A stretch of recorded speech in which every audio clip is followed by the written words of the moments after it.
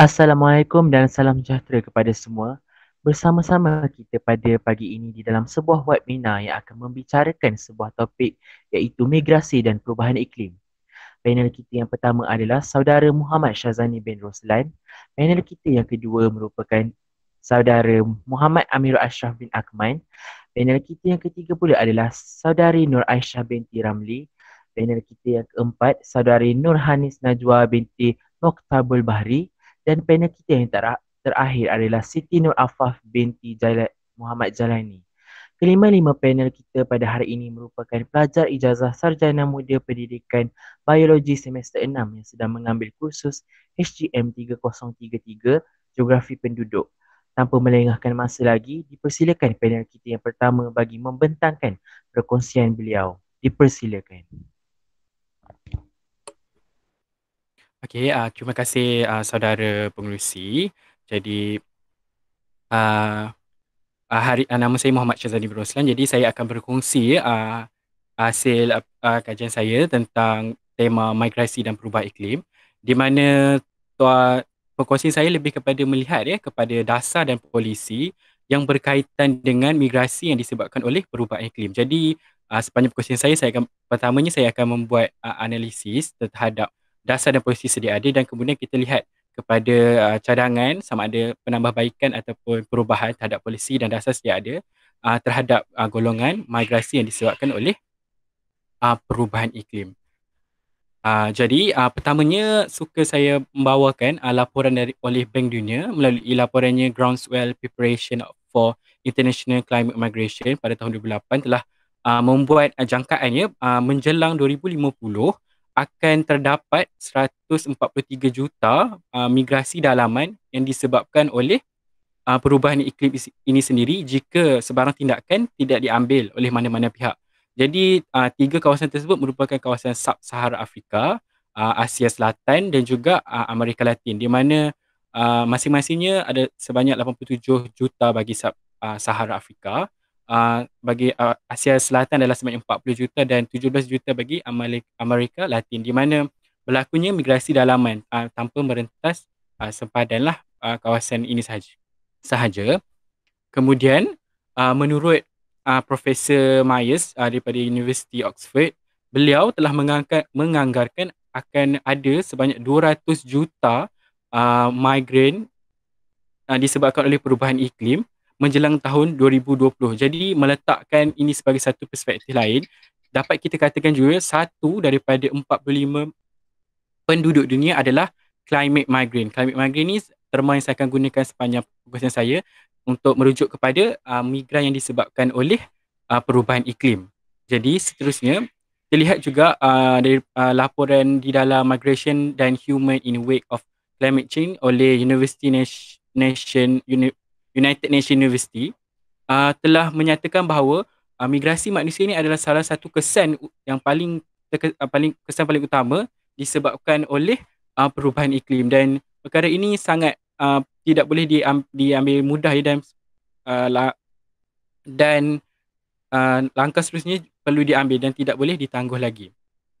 Kemudian pertama kita akan melihat kepada dasar dan polisi sedia ada yang ada di negara-negara. Jadi secara umumnya kebanyakan negara climate migrant ni tidak mempunyai hak untuk mereka tinggal di dalam sesebuah negara walaupun mereka tidak mempunyai pilihan lain. Ini bermaksud, sebagai contoh, jika negara mereka sebagai contoh negara-negara kepulauan yang sedang tenggelam atau mungkin telah tenggelam, mereka sebenarnya tidak boleh memasuki negara lain atas alasan mereka adalah climate migrant, ataupun diorang ni terpaksa berpindah daripada kawasan mereka disebabkan oleh perubahan iklim ini. Kemudian kedua, secara umumnya kebanyakan negara ataupun komuniti antarabangsa tidak perlu, ataupun mereka ni climate migrant tidak mempunyai hak untuk mendapatkan bantuan daripada komuniti antarabangsa bagi membiayai kos yang lebih spesifik itu terhadap perpindahan atau migrasi mereka. Mereka mungkin boleh meminta bantuan dari segi hak-hak lain seperti makanan, minuman dan tempat tinggal, tapi tidak boleh meminta peruntukan khas hanya untuk membiayai kos perpindahan ataupun migrasi mereka. Jadinya pertamanya kita melihat kepada dasar migrasi dalaman bagi kebanyakan negara di dunia, di mana kebanyakan negara dunia telah menyatakan bahawa tanggungjawab terhadap climate migrant yang berlaku di dalam negara masing-masing adalah tanggungjawab negara itu sendiri, dan migran tersebut hanya dilindungi berdasarkan dasar dan polisi sedia ada bagi negara yang diduduki. Dan walau bagaimanapun negara ini perlulah memastikan hak asasi manusia yang asas diberikan sebagaimana yang telah diperuntukkan dalam undang-undang antarabangsa. Ini bermaksud uh, peruntukan antarabangsa hanya menyatakan bahawa mereka wajib menyediakan hak asasi seperti makanan, minuman dan juga tempat tinggal, tetapi komuniti dunia tidak perlu membiayai ataupun membantu migrasi yang berlaku secara dalaman ini. Jadi antara negara yang dilihat sering berlaku migrasi dalaman adalah India, di mana mereka mempunyai berlakunya monsun dan banjir besar yang menyebabkan puluhan bahkan ratusan ribu rakyatnya terpaksa berpindah ataupun disesarkan daripada kawasan asal.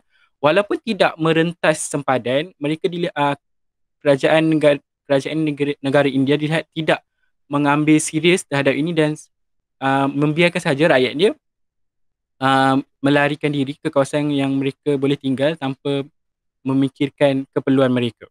Jadi seterusnya, melihat pula kepada undang-undang imigresen negara-negara di dunia, hingga kini kebenaran untuk memasuki sebuah negara adalah ditentukan sepenuhnya oleh undang-undang imigresen tersebut. Jadi kebiasaannya umumnya ada 3 kategori yang membolehkannya mana-mana rakyat negara lain memasuki sebuah negara lain, iaitu dari kategori ekonomi, di mana mereka diperlukan di negara tersebut atas keperluan pekerjaan ataupun mempunyai kelayakan ataupun kemahiran tertentu. Kategori kedua, kategori keluarga, di mana mereka mempunyai ahli keluarga yang tinggal, jadi mereka juga boleh tinggal di situ di negara lain, dan atas dasar kemanusiaan di mana disebabkan oleh peperangan ataupun pelarian disebabkan oleh peperangan, penindasan yang sebagaimana kita boleh tengok di Syria ataupun di Rohingya, di mana pelarian ini melarikan diri dan memasuki negara jiran mereka, dan kategori ini dibenarkan. Walau bagaimanapun, tidak ada undang-undang bagi kebanyakan negara di dunia yang membenarkan migrasi masuk disebabkan oleh perubahan iklim. Jadi, menyebabkan migran ataupun climate migran ini tidak boleh sesuka hati memasuki mana-mana negara atas alasan mereka lari disebabkan oleh perubahan iklim. Sebagai contoh yang kita cakap tadi, banjir besar dan juga mungkin pulau kediaman mereka sedang tenggelam. Jadi mereka tidak boleh memasuki negara tersebut atas alasan inilah. Kemudian kita melihat kepada undang-undang antarabangsa sedia ada, di mana berdasarkan undang-undang pelarian, Refugee Law, Pertubuhan Bahasa-Bahasa Bersatu PBB semasa persidangan PBB berkaitan status pelarian tahun 1951 telah menyatakan terma pelarian itu sendiri tidak terpakai ke atas pelarian yang terpaksa keluar daripada negara mereka atas sebab perubahan iklim. Dan definisi lain telah diberikan semasa persidangan pelarian. Refugee Convention pada tahun 1951 juga telah menyatakan tidak ada terma pelarian disebabkan oleh ancaman daripada bencana ataupun perubahan iklim boleh digunakan terhadap pelarian. Ini bermaksud kita tidak boleh kategorikan orang yang bermigrasi disebabkan oleh orang yang bermigrasi disebabkan oleh perubahan iklim ini sebagai pelarian. Kerana terma pelarian ini mempunyai akta ataupun peruntukan tertentu yang melindungi mereka. Okey, jadi seterusnya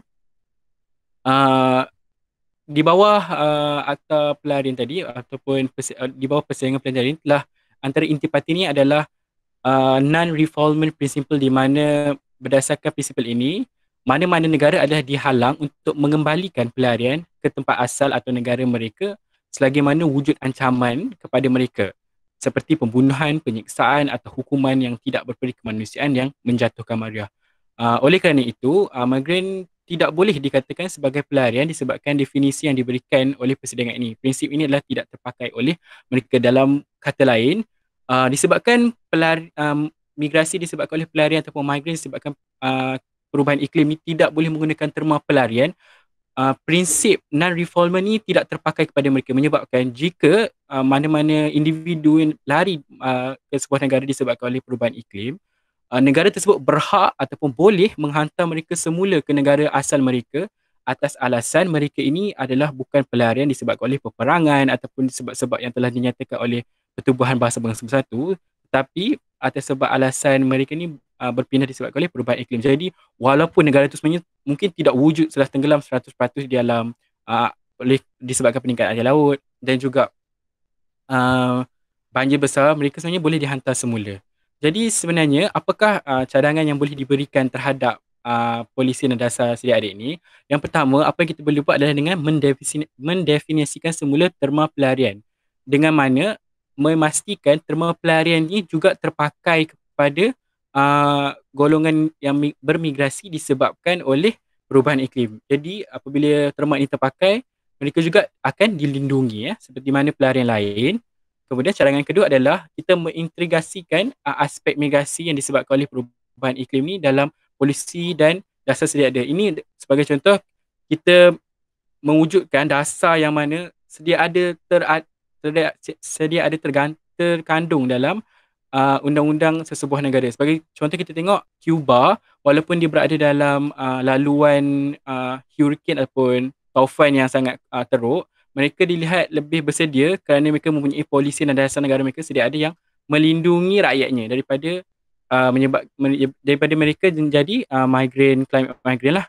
Kemudian aspek cadangan ketiga adalah dengan membuat perbaharuan polisi dan dasar imigrasi. Ini dengan memberikan kelonggaran kepada mana-mana negara untuk membuka sedikit sempadan imigrasi mereka kepada golongan climate migrant ni lah. Pasal awal tadi kita cakap mereka tidak punya hak untuk masuk ke sebuah negara atas alasan pelarian oleh perubahan iklim. Jadi kalau kita membenarkan negara-negara ini, sekurang-kurangnya dapat membantu migran inilah. Sebagai contoh, kita tengok ada 2 negara di dunia yang menerima migran disebabkan oleh perubahan iklim adalah pertama New Zealand dan yang kedua adalah Swedish, di mana masing-masing menyatakan sebab mengapa mereka menerima migran disebabkan oleh perubahan iklim ini. Jadi itulah saja perkongsian yang dapat saya berikan berkaitan dengan dasar dan polisi berkaitan dengan migrasi dan perubahan iklim. Terima kasih.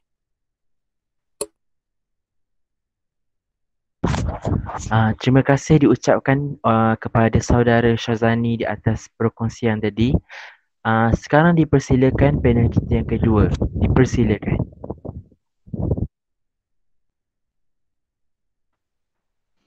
Baiklah, bismillahirrahmanirrahim. Terima kasih kepada saudara Syazani atas penerangan yang telah diberikan. Baiklah, saya akan menyambung ataupun meneruskan sesi webinar ini dengan menerangkan tentang migrasi dan perubahan iklim di Filipina. Next. Okay, saya akan menerangkan sedikit tentang pengenalan bagi tajuk yang saya akan bentangkan ni. Okay, secara amnya, kawasan Asia Tenggara merupakan kawasan yang paling terdedah dengan perubahan iklim di dunia.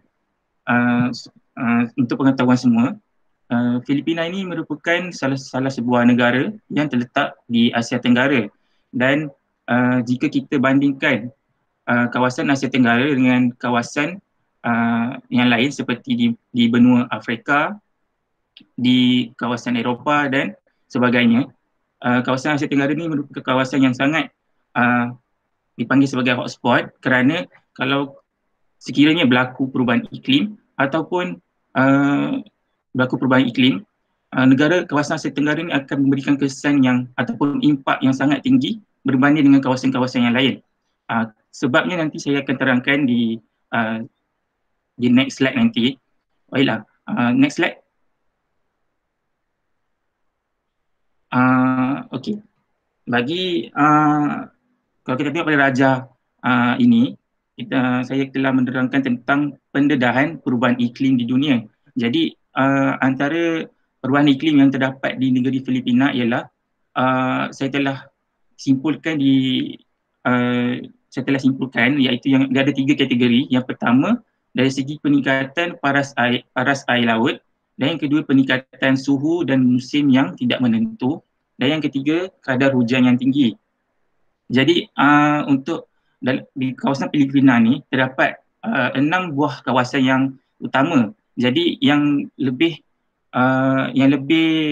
kawasan yang lebih memberi impak yang disebabkan oleh perubahan iklim Boleh ke belakang dahulu slide yang sebelumnya. Okey, kalau kita tengok dekat Raja Satu ni, kalau kita tengok dekat bahagian ni, ini menunjukkan kawasan yang berisiko tinggi lah. Macam tadi saya cakap, dekat bahagian Visayas dan Luzon merupakan kawasan yang berisiko tinggi yang disebabkan oleh perubahan iklim. Okey, next.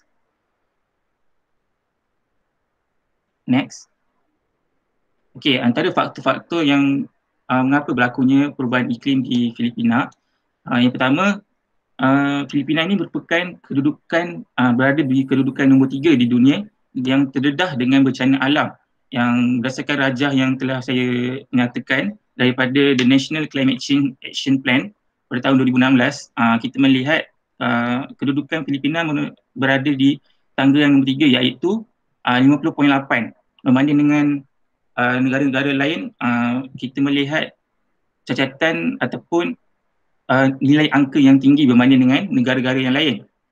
Jadi antara bencana yang sering berlaku di negara ini ialah tanah runtuh, ribut taufan, banjir dan kemarau. Tetapi bencana yang paling memberikan impak yang sangat tinggi yang disebabkan oleh perubahan iklim ini ialah ribut taufan. Okey, antara faktor yang menjadi yang ditekankan disebabkan oleh perubahan iklim ini ialah yang pertama ialah dari segi geografi, yang kedua dari segi kerajaannya. Dari segi geografi, negara Filipina ini terletak di lautan barat Pasifik dan dikelilingi oleh suhu air laut secara yang suam secara semula jadi, dan ia merupakan perkara yang normal bagi air laut di negara ini.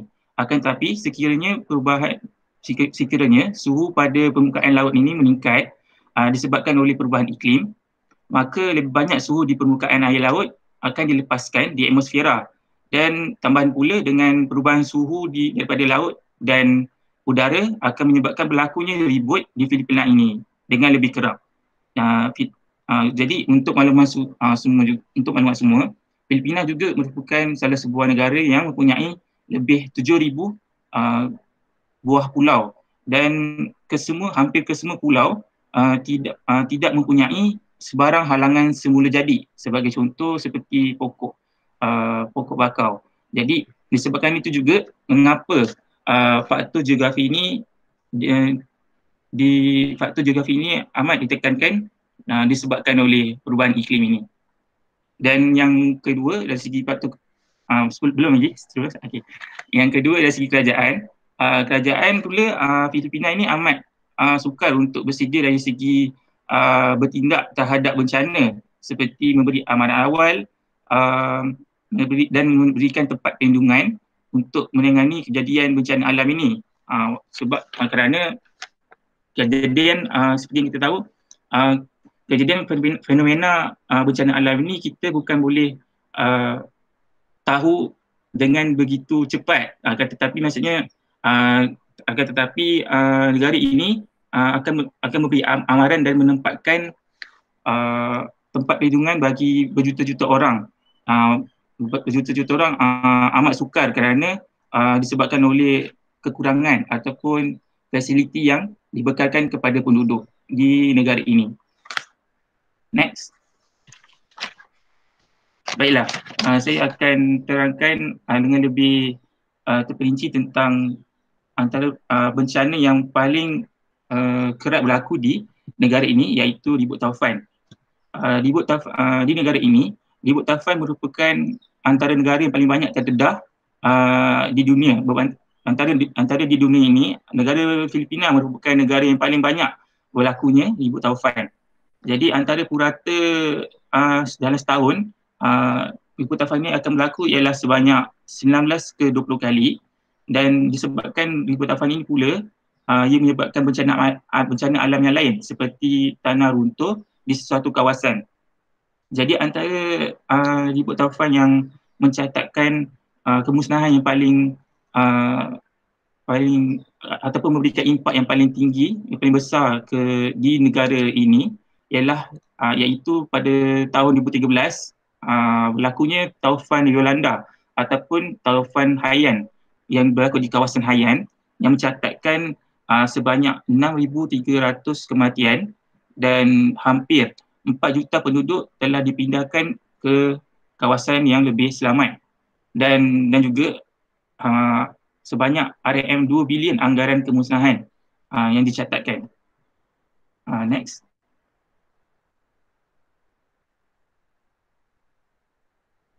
Antara impak daripada kesan perubahan iklim ni ialah kita boleh lihat daripada, saya telah ambil ni daripada USAID from the American People, Climate Change Risk Profile Philippines pada tahun 2019 menyatakan pada tahun 2050 akan berlakunya peningkatan dari segi suhu, iaitu sebanyak 1.8 darjah Celsius sehingga 2.2 darjah Celsius, dan juga berlakunya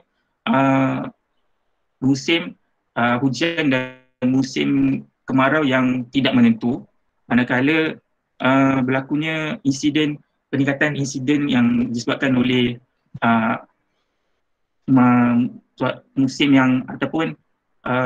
yang ekstrim ataupun musim yang ekstrim. Dan yang keempat, peningkatan paras air laut, iaitu sebanyak 0.48 sehingga 0.65 pada tahun 2100. Antara impaknya telah dibagi kepada 6 bahagian, iaitu dari segi agriculture. Pada agriculture dia akan berlaku kesan hakisan tanah dan juga serangan daripada makhluk perosak. Akan berlakunya juga peningkatan harga makanan yang disebabkan oleh makanan yang telah diimport, kerana jika berlakunya bencana alam di negara ini, makanan kebanyakan sumber di dalam negara ini ataupun seperti makanan tidak dapat diberikan kepada penduduk. Jadinya negara ini terpaksa mengimport makanan dari luar negara untuk menampung kehidupan mereka. Jadi yang kedua ialah dari segi air, ada bekalan air. Jadi bekalan air ni akan mengalami pengurangan, maksudnya dari segi gangguan bekalan air, dan kualiti air juga akan mengalami pengurangan, dan juga berlakunya banjir dan tanah runtuh. Dari segi tenaga pula, kita akan lihat reduce energy production potential, iaitu jika berlakunya perubahan iklim ini seperti banjir ataupun ribut taufan, maka sebuah kawasan tersebut tidak akan menerima bekalan elektrik disebabkan kerosakan yang dialaminya. Jadi yang keempat, dari segi coastal ecosystem, berlakunya kekurangan populasi ikan, dan juga kehilangan sumber coastal defense, maksudnya pertahanan di benteng pertahanan di benteng-benteng pantai. Dari segi infrastruktur pula, akan berlakunya kerosakan jalan, jambatan, dan juga fasiliti ataupun sumber tempat awam yang lebih bersih lah. Dan yang keenam, dari segi kesihatan manusia, akan berlakunya banyak disebabkan oleh kesan penyakit daripada sumber air dan juga migrasi sesuatu populasi. Next. Untuk migrasi pula, saya akan berfokus kepada migrasi dalaman, oleh kerana migrasi dalaman ini hanya berlaku di negara Filipina sahaja berbanding dengan negara-negara yang lain. Saya ada ambil petikan daripada daripada USAID from the American People juga pada tahun 2019, menyatakan considering that the local population continues to remain socio-economically dependent on agriculture, lack of alternative livelihood, combined with the impact of cyclone risks may eventually lead to large-scale population displacement across the region. Maksudnya di sini, kebanyakan populasi di Filipina ni hanya bergantung kepada dari segi agriculture, maksudnya mereka hanya bekerja sebagai petani ataupun untuk bercocok tanam untuk kehidupan keluarga mereka sahaja. mereka tidak berpeluang untuk bekerja dengan lebih baik disebabkan kebanyakan Filipina ni banyaknya berlaku bencana alam. Disebabkan itu mereka tidak dapat mereka hanya bergantung pada sumber agriculture ni. Dan disebabkan itu pula disebabkan impact daripada kesan ribut ni, mereka akan berpindah ke kawasan yang lain ataupun ke wilayah yang lain dengan lebih selamat dengan kadar yang sangat, populasi yang sangat banyak. Okey. Jadi menurut kajian yang telah dibuat oleh USAID ni pula menunjukkan bahawa kebanyakan penduduk Filipina ni lebih cenderung untuk bermigrasi di dalam negara sahaja, di mana migrasi dalaman ni hanya berlaku di suatu kawasan di dalam negara untuk mendapatkan perlindungan dengan lebih selamat. Jadi ini kerana kebanyakan penduduk di Filipina ini hanyalah bekerja sebagai, saya telah jelaskan tadi, hanyalah bekerja sebagai bergantung kepada dalam bidang pertanian, dan disebabkan itu pula kebanyakan penduduk berada di tahap kehidupan yang rendah dan tidak sebaik yang kita fikirkan berbanding dengan negara-negara yang lain. Jadi mereka tidak berpeluang untuk bermigrasi ke luar negara. Okey, saya rasa itu saja. Sekian, terima kasih.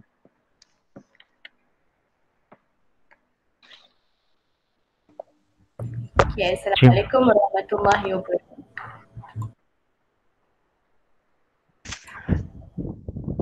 Terima kasih diucapkan kepada saudara Amira di atas perkongsian sebentar tadi.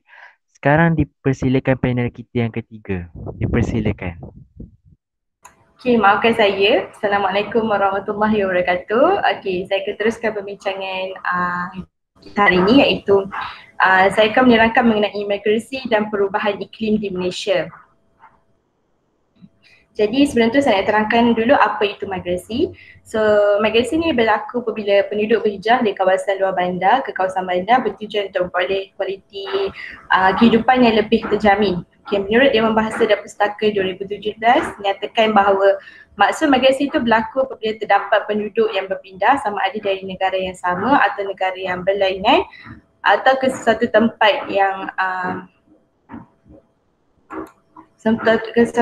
berlainan. Okay, next. Okay, jadi ni kita tahu pertambahan penduduk semakin meningkat dengan kedatangan warga negara asing dekat Malaysia lah. So seperti yang kita tahu, kos sara hidup yang kian meningkat serta kadar upah pekerjaan kawasan luar bandar yang sedikit membuatkan pendatang asing tanpa izin datang ke Malaysia untuk bekerja. Di mana hal ini dinyatakan di dalam penulisan Nurina Awanis Muhammad, Muhammad Naim Aziz dan Zawiyah Mazin 2019 menyatakan bahawa kebanyakan tahanan yang ditangkap di sempadan antara Malaysia Thailand selalunya akan ditempatkan di tempat tahanan berlantik. Hasil temubal yang dijalankan terhadap 150 orang tahanan dianggarkan seramai 62 orang tahanan ini telah ditahan di sempadan utara negara Semenanjung Malaysia. Daripada angka tersebut, seramai 45 orang ditahan di Bukit Kayu Hitam, 12 orang ditangkap di Padang Besar, 4 orang ditahan di Kuala Kedah dan seorang lagi berjaya diberkas di kawasan Changlun. Okey, jadi dekat kawasan ni terdapat banyak peluang pekerjaan di Malaysia menyebabkan warga negara asing dia gemar untuk datang ke Malaysia kerana terdapat banyak sektor pekerjaan yang ditawarkan kepada mereka. Antara pekerjaan yang mereka ceburi dalam menguruskan perniagaan, membantu iaitu daripada segi pekerja buruh, perindustrian, pembantu rumah dan sebagainya. Selain itu, majikan dekat Malaysia ni dia lebih gemar mengambil pekerja asing untuk bekerja dengan mereka lah kerana gaji yang diberikan kepada pekerja asing ni lebih sikit berbanding dengan warga negara Malaysia. Namun mereka tidak kisah kerana nilai mata wang kita lebih besar daripada negara mereka. Next. Okey, di sini ada statistik transaksi perkhidmatan dalam talian Jabatan Imigresen Malaysia 2020. Next. Okey guys, ni kita tengok pas lawatan kerja sementara PLKS untuk semua sektor pekerja asing dikeluarkan sehingga bulan Oktober 2020 sebanyak 1,689,237. So kat sini kita boleh tengok begitu banyak pas lawatan kerja yang dikeluarkan oleh pihak immigration. Okey, seterusnya. Okey, kepadatan penduduk telah menyumbang kepada aktiviti antropogenik. Okey, apa dia aktiviti antropogenik ni? Aktiviti antropogenik ini merupakan aktiviti manusia yang telah mengubah keadaan alam semula jadi bagi menjayakan pelbagai aktiviti pembandaran yang untuk mencapai sektor ekonomi negara. Hal ini juga dinyatakan oleh Muhammad Hayri Ibrahim 2013 bahawa aktiviti antropogenik telah mengubah permukaan bumi daripada sesuatu kawasan yang asalnya mempunyai tumbuhan semula jadi kepada kawasan yang ditutupi bangunan serta permukaan berturap. Okay, next.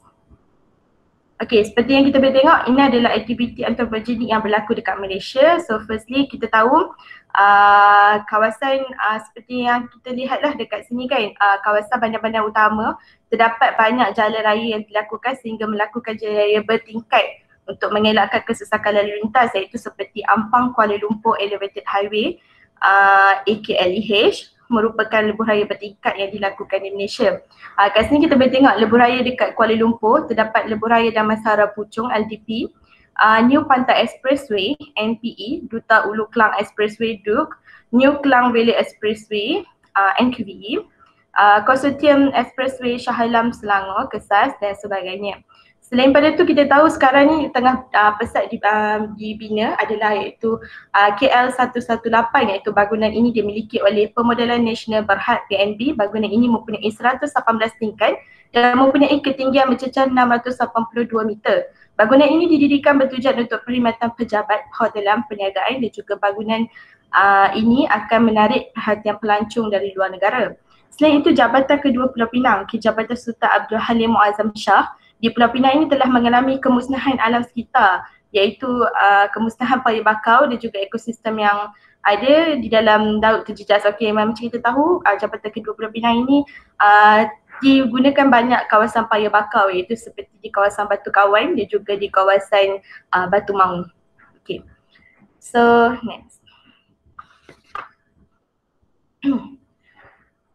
Okey, kat sini kita boleh tengok aktiviti antropogenik yang ada dekat Ipoh, iaitu Sumber Daya Jenis Muhammad Ibrahim 2013. Kita boleh tengok banyak dekat Ipoh ni dah telah banyak diorang buat aktiviti antropogenik, iaitu diorang menggunakan guna tanah iaitu untuk melakukan perniagaan, perumahan dan perumahan, perkhidmatan, pengangkutan, juga kawasan persekolahan dan semua bangunan yang dilakukan tersebut menyebabkan diorang telah banyak guna buat bangunan yang terpu bina lah, yang menyebabkan diorang telah kebanyakan menggunakan banyak alam sekitar di sekitar kawasan Ipoh.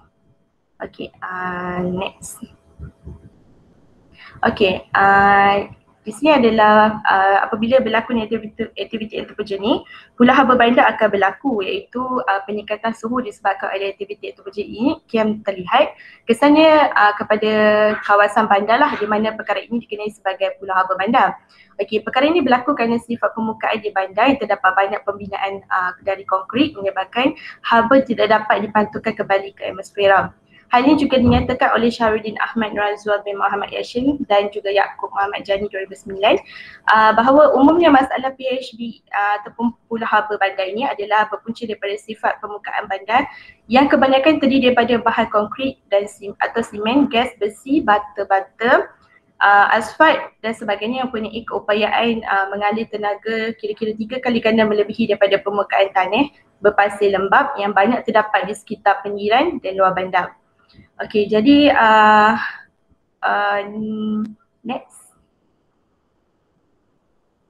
Okey, kat sini kita boleh tengok okey, peta yang dikatakan mengenai perbezaan suhu. Okey, kat sini perbezaan suhu dia kita boleh tengok pinggir bandar kawasan suhu ni lebih rendah berbanding dengan kawasan sub bandar dan pusat bandar. Kat sini kita boleh tengoklah perbezaan suhu, julat perbezaan antara kawasan bandar dan juga pinggir bandar.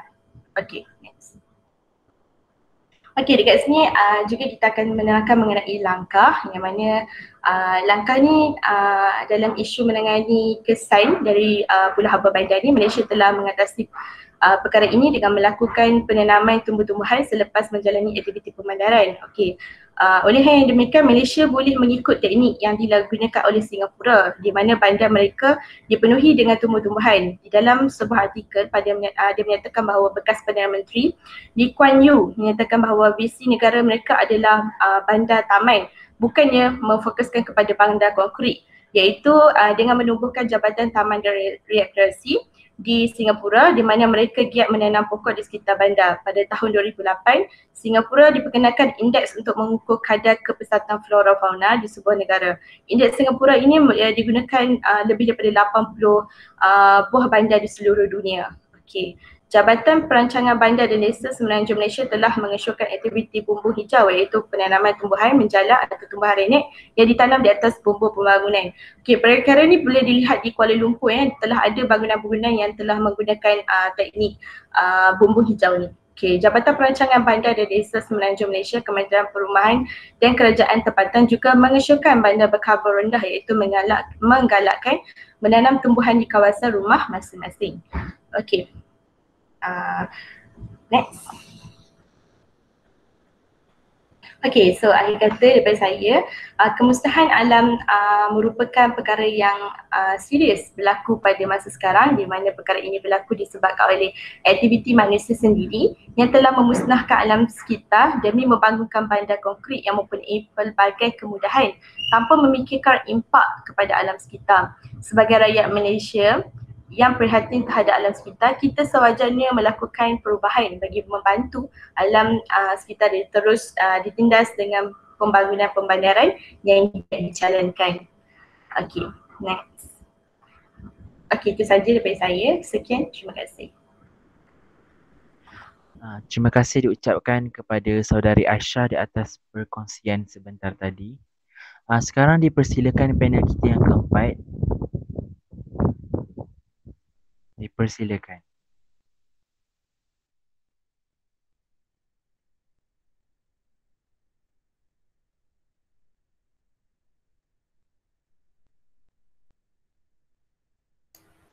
Anis, buka mic. Maafkan saya. Assalamualaikum warahmatullahi wabarakatuh dan selamat pagi. Terima kasih kepada saudara Amir. Pada pagi ini saya akan membincangkan migrasi dan perubahan iklim di Malaysia. Next.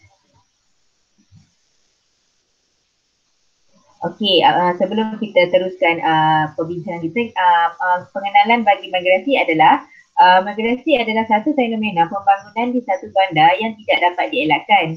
Ia akan menyebabkan berlaku perubahan corak demografi penduduk dan menyebabkan berlaku perubahan sosioekonomi di tempat yang menerima migran tersebut.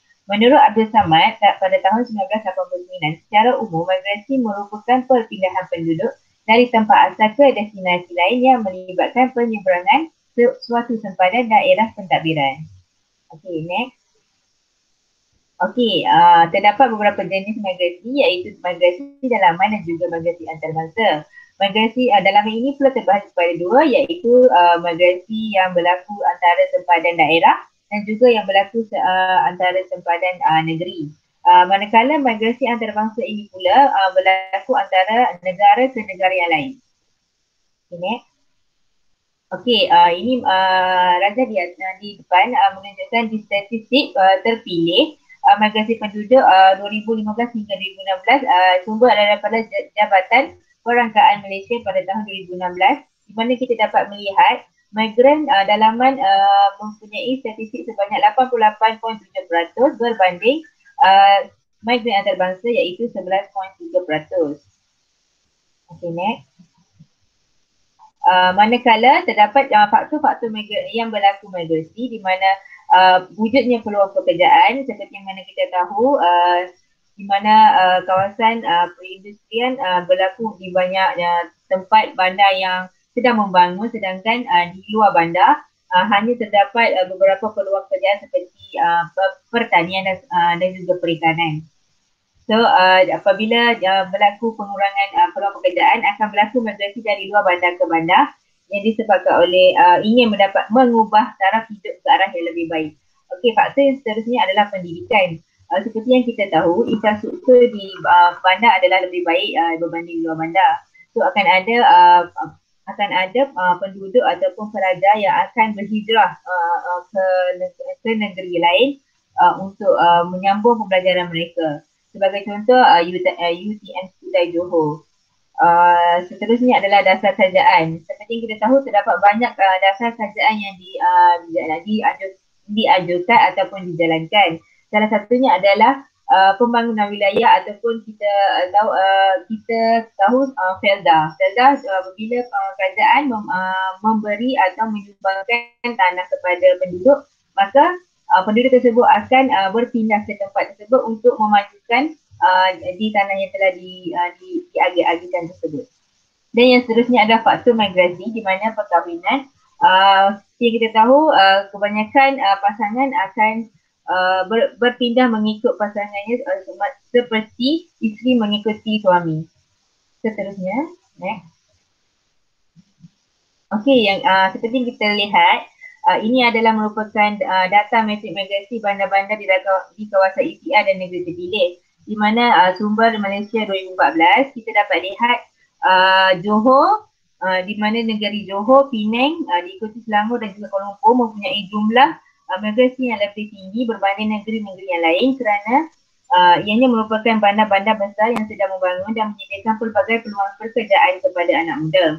Selain daripada itu juga, bagi negara-negara yang sedang membangun seperti Malaysia, Filipina, Indonesia, Vietnam dan juga Thailand, dia merekodkan kadar purata pertumbuhan penduduk tahunan yang masih tinggi, iaitu melebihi 2%. Kadar migrasi bandar-bandar yang lebih tinggi berbanding migrasi yang lain kerana golongan belia muda yang berpendidikan dan berkemahiran tinggi serta tahap mobiliti seiring dengan teknologi. Maksudnya dia punya tahap migrasi dari luar bandar ke bandar, dari bandar ke bandar lebih tinggi kerana peluang pekerjaan yang menggunakan teknologi lebih tinggi didominasikan oleh belia muda. Seterusnya adalah seperti yang kita tahu, terdapat pelbagai aktiviti yang berlangsung di kawasan bandar seperti perindustrian, penggunaan pelbagai kenderaan dan juga penggunaan kuasa elektrik. Di mana perindustrian kita tahu akan berlaku pembebasan asap-asap di udara seperti karbon dioksida dan juga karbon monoksida yang menyebabkan pencemaran udara. Manakala penggunaan pelbagai kenderaan pula akan menyebabkan pembebasan gas-gas CFC, karbon fluorokarbon dan juga dan juga boleh menyebabkan greenhouse effect ataupun kesan rumah hijau. Bagi penggunaan kuasa elektrik, di mana kita tahu apabila penduduk semakin ramai, maka penggunaan elektrik seperti alat-alat elektrik, mesin basuh, seperti buat sejuk dan sebagainya akan bertambah. So, jadi lampu dan pada waktu malam, penggunaan lampu pada waktu malam juga bertambah. Ini akan menyebabkan haba sedikit sebanyak akan bertambah. Maka berlakunya pulau haba bandar. Pulau haba bandar ini adalah di mana kita terjadi apabila berlakunya proses pembandaran yang berkembang dengan pesat. Proses pembandaran yang mempunyai penduduk yang tinggi boleh memberi kesan-kesan negatif kepada penduduk itu sendiri serta kepada alam sekitar. Okey, Pulau Haba Bandar ini adalah contoh di mana kesan negatif kepada alam sekitar. Di mana aktiviti perbandaran seperti proses pembakaran di kilang-kilang dan kawasan perindustrian, penggunaan kenderaan bermotor di kawasan bandar dan juga dan haba yang terhasil daripada badan manusia itu sendiri telah menyebabkan berlakunya pulau haba bandar. Okey, menurut Guideline 2008, faktor pergerakan angin juga merupakan faktor utama daripada berlakunya pulau haba bandar ini, di mana akibat binaan bangunan yang tinggi di kawasan bandar dan juga pencemaran udara merupakan faktor pembentukan pulau haba. Okey, seterusnya faktor lain yang disebabkan oleh pengurangan sejahteraan daripada tumbuh-tumbuhan yang boleh dilepaskan ke permukaan dan persekitaran bandar juga adalah merupakan faktor berlakunya pulau haba bandar. Okey, disebabkan oleh pembinaan bangunan yang konkrit dan juga jalan berturap akan menyebabkan kurangnya berlaku penyejatan air dan akan menyebabkan berlaku sinaran matahari terus ke bumi dan menyebabkan haba diperangkap, menyebabkan pula haba terjadi. Okey, ini adalah bagi jadual depan adalah contoh di mana di kawasan Terengganu, di mana bagaimana pula haba yang berlaku di Terengganu kita dapat lihat adalah sekarang Pasar Besar Payang dan juga hentian Majlis Perbandaran Kuala Terengganu dan juga Flat Fire Bunga mempunyai uratan suhu siang yang tinggi berbanding malam. Ini adalah kerana berlakunya penggunaan tenaga yang lebih pada waktu siang dan menyebabkan berlakunya pemerangkapan haba. Masa payang yang menunjukkan aktiviti intensif penduduk pada waktu siang dengan pelepasan haba yang tinggi, ekoran kepadatan pengunjung serta kesesakan lalu lintas. Manakala hentian bas MPKP pula ada beberapa macam ada gerai yang dibina berapat-rapat dan menghalang laluan angin untuk bergerak seru dapat mendorong peningkatan suhu di kawasan berkenaan. Bagi Flat Fire Bunga pula, kawasan kediaman di pusat bandar tersebut menyebabkan padat dengan bilangan penduduk dan institusi perniagaan, seterusnya telah menyebabkan berlakunya peningkatan suhu. Okey, seterusnya. Terdapat beberapa langkah bagi kerajaan bagi menangani fenomena pula haba, di antaranya adalah memperbanyakkan kawasan hijau dan juga seperti mewujudkan banyak tasik, air dan juga menanam semula pokok-pokok serta mengurangkan penggunaan bangunan yang berdinding dan kaca serta juga menggalakkan penggunaan kenderaan awam. Akhir sekali adalah kesimpulan, migrasi penduduk ke bandar telah menyebabkan corak demografi penduduk berubah dan aktiviti yang berlaku di kawasan bandar itu sendiri telah menyebabkan berlaku perubahan suhu di tempat tersebut. Sekian, terima kasih. Baiklah, terima kasih diucapkan kepada saudari Nurhanis di atas perkongsian tersebut. Sekarang dipersilakan panel kita yang kelima. Okey, Assalamualaikum semua. Terima kasih saya ucapkan kepada MC dan juga panel-panel sebelumnya. Okey, terlebih dahulu saya ingin memperkenalkan diri saya. Nama saya Siti Nur Afaf binti Muhammad Jalani dan saya akan sambung perkongsian mengenai migrasi dan perubahan iklim dan saya akan cakap migrasi dan perubahan iklim yang berlaku di Bangladesh. Next. Okey, sebagai pengenalan. Satu kajian pada tahun 2007 telah menyatakan bahawa Bangladesh akan menjadi salah satu negara yang terdedah kepada perubahan iklim. Hal ini berlaku kerana kenaikan paras air laut dan perubahan iklim akan memaksa lebih ramai rakyat Bangladesh untuk meninggalkan kampung halaman mereka pada masa hadapan. Okey, anggaran semasa menyatakan bahawa suhu Bangladesh akan meningkat dari 1 hingga 5 darjah pada tahun 2100. Peningkatan suhu ini juga akan mempengaruhi beberapa pengeluaran utama pertanian iaitu beras dan juga gandum. Okey, sekiranya jumlah hujan ini meningkat, Bangladesh akan menerima lebih banyak air semasa musim tengkujuh dan kurang air semasa musim sejuk yang akan menyebabkan banjir dan juga kemarau. Okey, hal ini juga akan menyebabkan pengurangan pengeluaran makanan yang ketara dan kekurangan makanan ini penting kerana makanan merupakan keperluan asas dalam kehidupan.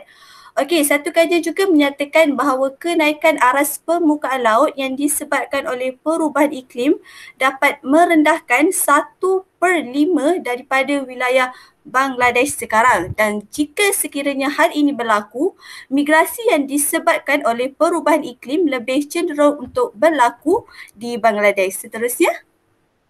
Okey, faktor. Terdapat 4 faktor yang menyebabkan migrasi yang disebabkan oleh perubahan iklim ini. Faktor yang pertama iaitu banjir, faktor yang kedua taufan ataupun ribut, dan faktor ketiga kemarau, dan faktor yang keempat iaitu hakisan sungai. Seterusnya, okey, faktor yang pertama. Faktor yang pertama iaitu banjir.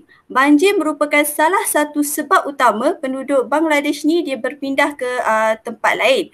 Sejak kebelakangan ini, perubahan iklim telah mengubah waktu musim tengkujuh yang menyebabkan banjir teruk di Bangladesh. Sebagai contoh, banjir pada tahun 2007, yang ini banjir yang besar yang pernah melanda Bangladesh telah menjejaskan 16 juta orang dan telah merosakkan 85,000 isi rumah dan juga merosakkan 1.12 juta hektar tanah tanaman. Okey, punca berlaku utama banjir ini sering berlaku di Bangladesh ada 3 iaitu hujan yang banyak, topografi yang rendah dan juga curun yang rata. Okey, di sebelah, gambar di sebelah yang menunjukkan berita terkini yang banjir yang berlaku di Bangladesh. Berita ini menyatakan bahawa 1/3 daripada Bangladesh ditenggelami air ataupun banjir yang terpaksa memindahkan 1.5 juta penduduk Bangladesh yang seterusnya akan meresikokan peningkatan COVID-19 pada situasi kita lah pada sekarang ini kan. Okay, next. Okey, faktor yang kedua iaitu ribut ataupun taufan. Okey, untuk mengatasi masalah ribut atau taufan ini, Bangladesh telah membuat sistem amaran untuk membantu mengurangkan kesan ribut dan taufan. Okey, sistem amaran ini menyebabkan penduduk yang berada di kawasan ribut atau taufan ini terpaksa berpindah ke bandar-bandar berhampiran untuk mengelakkan ribut dan taufan. Okey, hal ini menyebabkan migrasi berlaku. Migrasi jarak jauh berlaku antara kawasan luar bandar dan juga kawasan bandar. Dalam kebanyakan kes di bandarlah Dhaka dan Chittagong, bandar Dhaka dan bandar Chittagong menjadi kawasan pilihan sebagai tempat tujuan kerana mempunyai peluang pekerjaan yang banyak. Seperti yang kita tahu, bandar-bandar besar ini akan menawarkan semua jenis pekerjaan kepada hampir semua orang tanpa mengira kemahiran dan juga latar belakang mereka. Okey, hal ini juga apabila semua penduduk berpindah ke kawasan bandar akan menyebabkan slum area di kawasan bandar bertambah dengan kadar yang pantas iaitu 4% setiap tahun dan juga menyumbang kepada 86% daripada jumlah keseluruhan penduduk bandar tersebut. Okey, seterusnya. Okey, faktor yang ketiga iaitu kemarau. Satu penilaian daripada IPCC menyatakan bahawa kemarau akan mempengaruhi 8 juta orang menjelang tahun 2050. Okey, FAO juga melaporkan bahawa kemarau di Bangladesh adalah hasil daripada 2 faktor yang berkaitan iaitu perubahan iklim dan juga kekurangan air permukaan. Kemarau yang melanda Bangladesh iaitu kemarau yang paling teruk pada tahun 1961 dan 1991 mempengaruhi 47% daripada kawasan keseluruhan Bangladesh dan juga mempengaruhi 53% daripada penduduk Bangladesh. Okey, jadual di bawah, jadual di tepi menunjukkan displacement due to kemarau, banjir dan juga siklon. Kita dapat lihat terdapat pertambahan setiap tahun penduduk yang terjejas. Contohnya pada tahun 2009 hanya 47 juta penduduk yang terjejas. Dia meningkat lagi pada tahun 2010 dengan 48, 2015 63 dan sekarang pada tahun 2020 meningkat kepada 78 juta. Seterusnya. Okey, faktor terakhir ialah hakisan sungai. Hakisan sungai merupakan ancaman kepada kelangsungan hidup penduduk di sekitarnya. Peningkatan monsun yang menghasilkan hujan lebat boleh meningkatkan hakisan sungai. Hal ini menyebabkan sebahagian besar keluarga terpaksa berpindah beberapa kali disebabkan oleh hakisan sungai ini. Hal ini juga mendorong mereka untuk berpindah ke bandar-bandar ke kerana jika hakisan sungai ini terlampau teruk dan mereka tidak mahu berpindah terlampau banyak. Okey, penyelidikan baru-baru ini menunjukkan setiap tahun lebih 0.1% daripada penduduk Bangladesh kehilangan tempat tinggal akibat hakisan sungai ini. Okey, seterusnya. Okey, jenis migrasi dan faktor yang menyebabkan migrasi di Bangladesh.